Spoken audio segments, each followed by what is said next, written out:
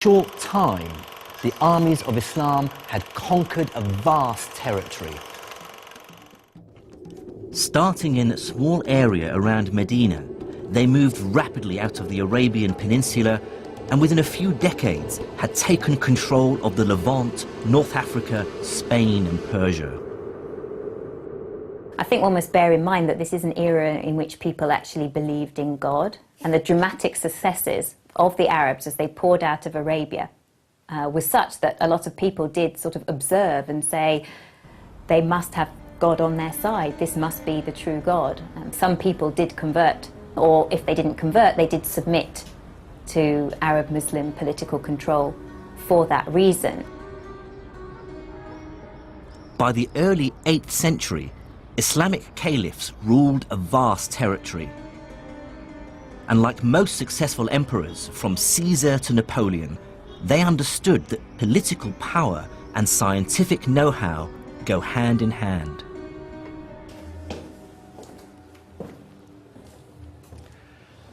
There were many reasons for this. Some were practical.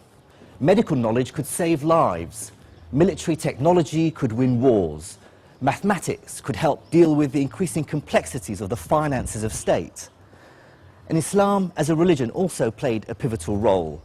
The Prophet himself had told believers to seek knowledge wherever they could find it, even if they had to go as far as China.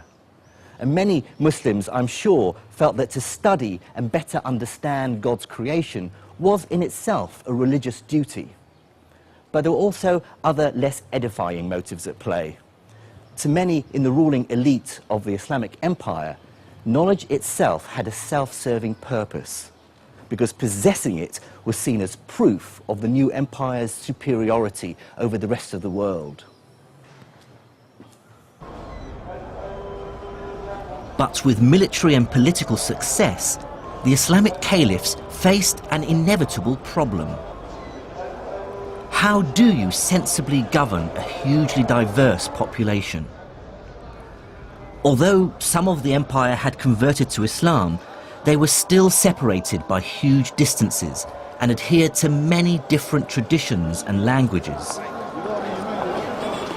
In the 8th century AD, the empire's leader, the Caliph Abd al-Malik, had to find a way of administering this mishmash of languages.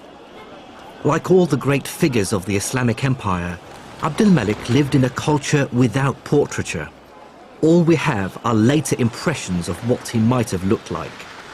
His solution was sweeping in scale and inadvertently laid the foundations of a scientific renaissance. It was this Abd al-Malik ibn Marwan who said, this bureaucratic chaos has to stop.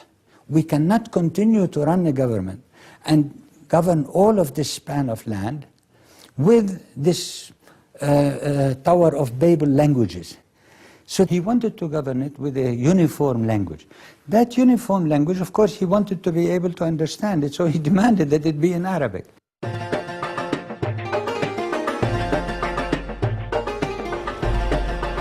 But the choice of Arabic as the common language of the empire went beyond administrative convenience. The decision had extra force and persuasiveness because Islam's holy book, the Quran, is in Arabic, and Muslims therefore consider Arabic to be the language of God.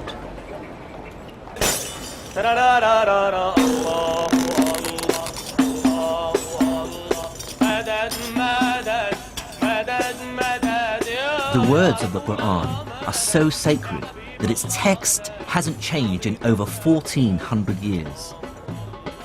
By comparison, English has changed dramatically in just 700 years. To our ears, Chaucer is almost unintelligible, whereas any Quran can be understood by anyone who reads Arabic.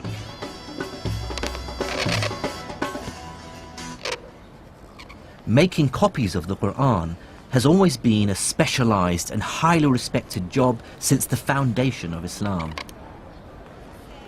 Calligraphy expert Naif Scarf, who lives in the Syrian capital Damascus, writes for mosques and in madrasas all over the country.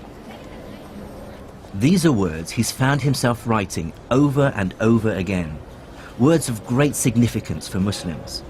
They're the opening line to each chapter in the Quran. So what it says is Bism illah ar-Rahman ar-Rahim, which means in the name of God, the most gracious and the most merciful. بده شكل مضبوط الفاعل المفعول وكذا ليكون الكتابة صح ولا تفهم المعنى بشكل صحيح.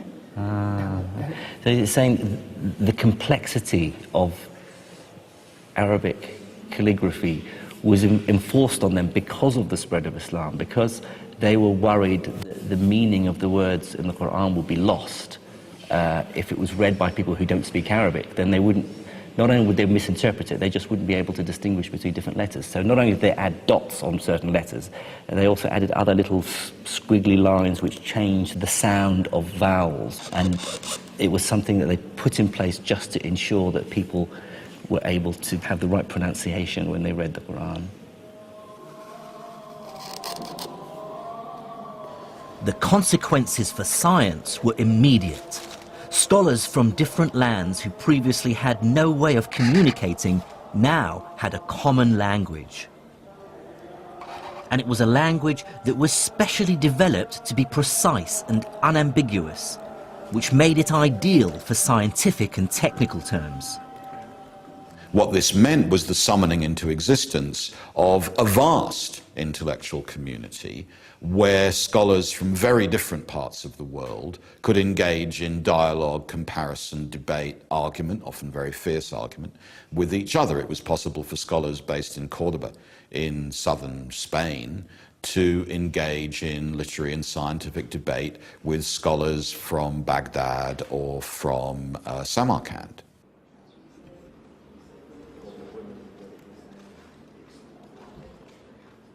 But I can tell you that scholars aren't motivated by the love of knowledge alone. There's nothing like a large hunk of cash to focus the mind.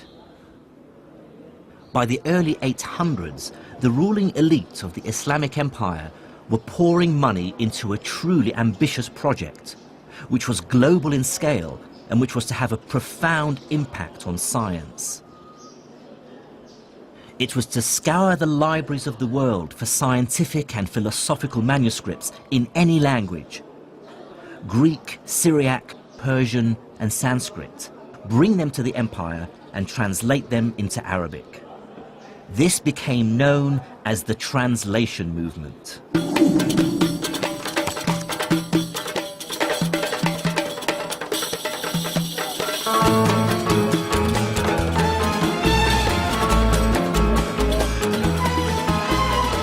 The effort scholars put into finding ancient texts was astonishing. And one key reason for this is that bringing a book to the caliph, which he could add to his library, could be extremely lucrative. The story goes that the Caliph al-Ma'mun was so obsessed that he would send his messengers out of Baghdad far and wide to distant lands just to get hold of books that he didn't possess for the translation movement. And anyone who brought him back a book that he didn't have, he'd repay him its weight in gold. To give some sense of the extent of this activity, sort of between 750 and 950, somebody called An-Nadim, who wrote a list of sort of the intelligentsia of the Abbasid era, lists 70 translators. So it was quite a large cohort of people involved in translation, and obviously he only named the well-known. They could get up to 500 gold dinars a month, which is probably around $24,000, which is a huge sum of money for what they were doing. It was a very, very prestigious, well-paid, well-patronized activity. And motivating this global acquisition of knowledge was a pressing practical concern, one that rarely crosses our minds today. This is the new library at Alexandria in Egypt. But fresh in the memory of many in the empire was the story of the destruction of the original library at Alexandria centuries earlier, and the shocking loss of thousands of years of accumulated knowledge. One of the things that we tend to forget, because we live in an age of massive information storage and perfect communication, more or less,